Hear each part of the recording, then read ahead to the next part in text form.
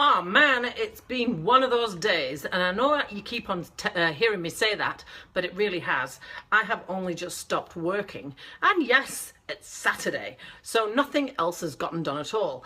Now, I still can't tell you what it is I'm working on, but I'm hoping to be able to tell you by the middle to the end of next week. But suffice to say, it's a bit time-consuming, and it's taking up all of my time at the moment, so I apologise if there's some stuff that I usually do that I have not been getting done. That's the reason for it as well. I'm hoping to have it all nailed by the end of next week. So anyway, that means that my usual excellent weekend fitness regime has gone out the window in favour of work. So yeah. So let's start with a down. Tell me something that you had planned to do today and you didn't manage it. But the positive in that is that I've been so busy I've not been able to do anything else. So I have only had my porridge this morning for breakfast and soup at lunchtime. That's it, nothing else, nothing else.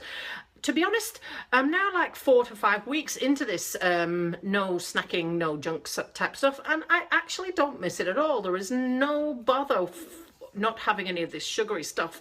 You obviously have to get past 3 to 4 weeks, and then it's actually really take it or leave it. So what's the surprising thing that you have found after you've been doing some changes to your diet?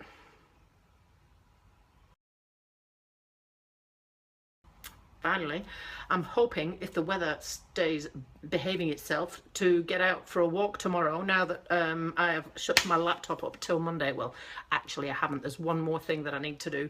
I hope it doesn't take too much of my time tomorrow morning. So what are you planning to do tomorrow?